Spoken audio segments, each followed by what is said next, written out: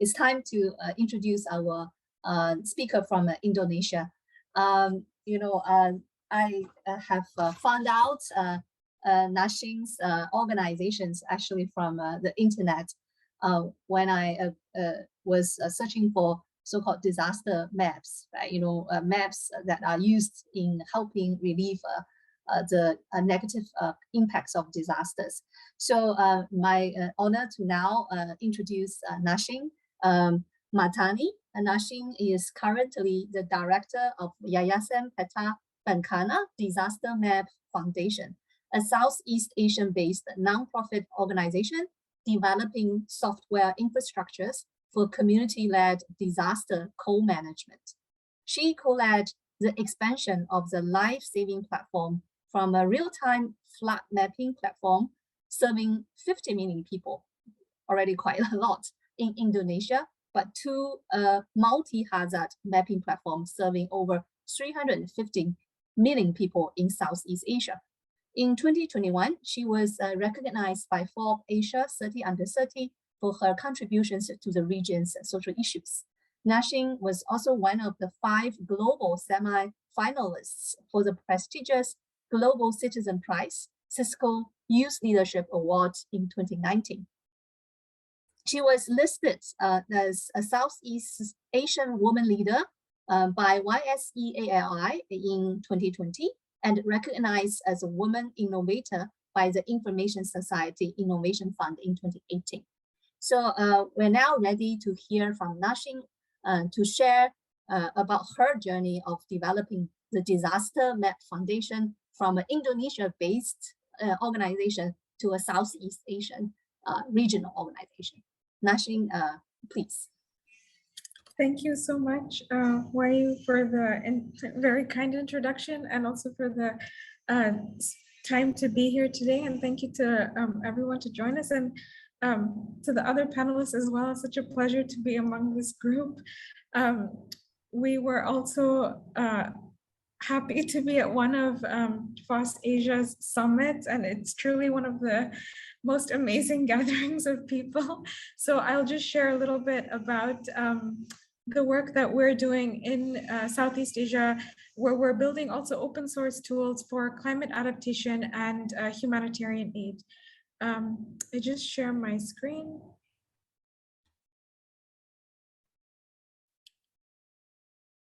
Can you see this? Okay, so to start, I just want to share a little bit of context first. And I start with these 2 images, which are both images of the central business district of Jakarta, which historically never experienced flooding. And we see in both these images that they're completely flooded. And what I want to point out about this is that the reason for both of these events was an infrastructure failure. In both years, there was a portion of the canal wall that broke, resulting in flooding of in areas that were historically never flooded before. And what's really important to point out about that is that no matter how much computation we have, no matter how much predictive modeling, nothing could have predicted these events. Nothing could have predicted that the walls would break at these points and then flood these particular neighborhoods. And what we're experiencing with climate change is a greater intensity of weather. So in terms of the flood, as it's more rain falling in a shorter period of time. And what that means is that the infrastructures that we have in our cities that are supposed to contain that water aren't able to handle this increased intensity of the climate. They can't keep up with the speed at which the climate is changing. And so as a result, they are bursting and breaking unexpectedly, which causes sudden and unexpected disasters. And so this really requires us to think about different forms of infrastructure for climate adaptation that are far more flexible and adaptive. And so we know that during a disaster, information is the most important resource.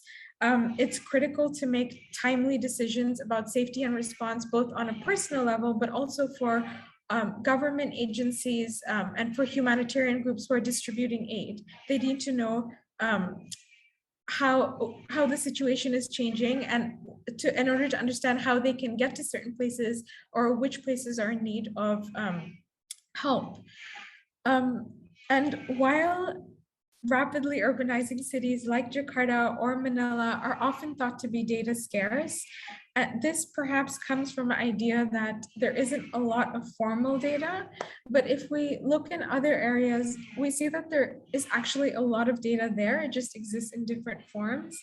And in fact, the region that we're in, the ASEAN region, has 100 million more smartphones than people. And so we see that there actually is a lot of data there. It just exists in different forms than we may be traditionally used to.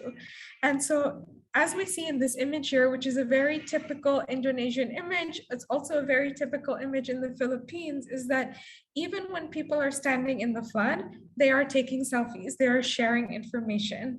And if millions of residents all over the city are sharing this information about evacuation routes, about community efforts, and all of these posts that they're sharing have, most of them have photos, and all of them are geotagged, they are tied to a specific coordinate, then that actually provides a data source of unprecedented resolution to help response and coordination. And so our question was, how do we turn this into actionable information that allows people to make informed and evidence-based decisions? And so instead of passively data mining, our team developed an open source software called Cognicity. And how it works is that it actively engages with residents to confirm their situation.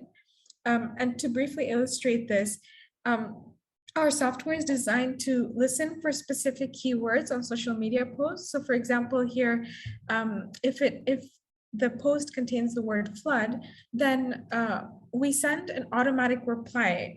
We have chat bots that will send these automatic replies saying, "Hi, I'm DisasterBot," and asks the users if they would like to confirm their situation and submit a report.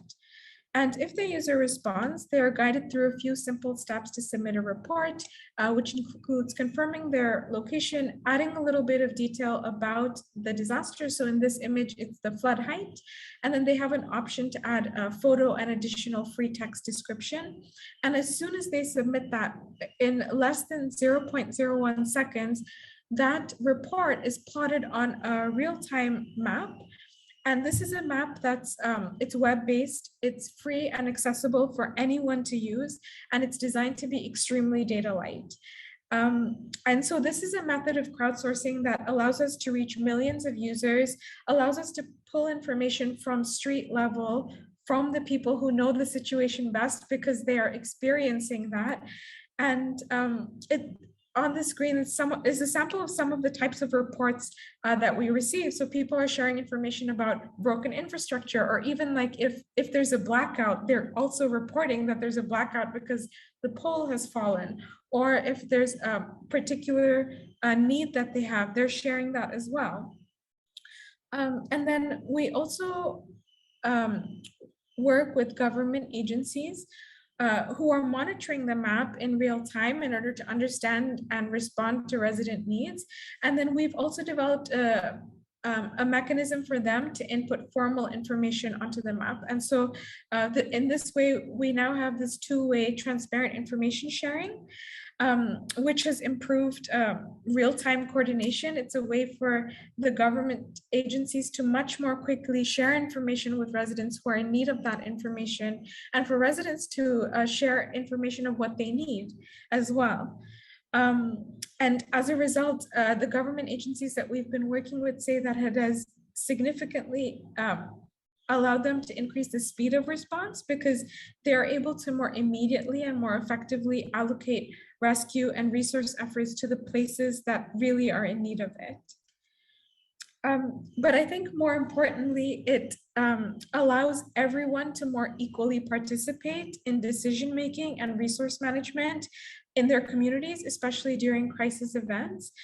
We say that it has democratized decision support because instead of concentrating decision-making in a small handful of people sitting in a control room, effectively what this does is it makes that information available on everybody's mobile phone. So everyone has access to that same information and can participate in this cooperative process to both self-organize within their community. So they're not having to wait for external response before being able to help themselves and their community members, but then they can also facilitate greater coordination among several sectors of the city.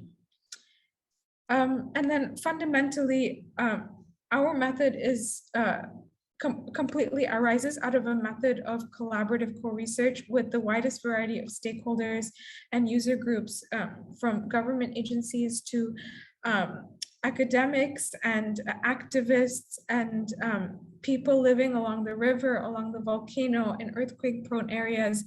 The parameters of the software arise completely out of a process of co-research that, out of the conversations we have with all of these groups, that's what informs the design, and it's a iterative process. So it's constantly being updated based on the feedback we have and based on the conversations, seeing how the perceptions of risk are changing or how the hazards are changing every year. We also operate in an open framework, so all of the data is open and it's being pulled by several other agencies to complement their existing data sets and to support them in their efforts for response. But it's also, besides real-time response, it's also being used by other agencies such as NASA and the Indonesian Space Agency, as well as companies to both plan for the safety of their employees, but then also for research and future planning purposes as well. And so it started as a real-time flood map in Jakarta in 2014. Now we are a multi-hazard map for all of Indonesia. So it's for several hazards as well, not just for flooding. And we have a pilot in the Philippines, and by the beginning of next year, in January, we will be at a national scale in the Philippines as well. And the reason that we've been able to scale so wide on an extremely small budget and a very small team is because of the time and energy that has gone over the years in developing this as an open source software that was designed from first principles to be transferable by geographic region, by hazard type, and by language.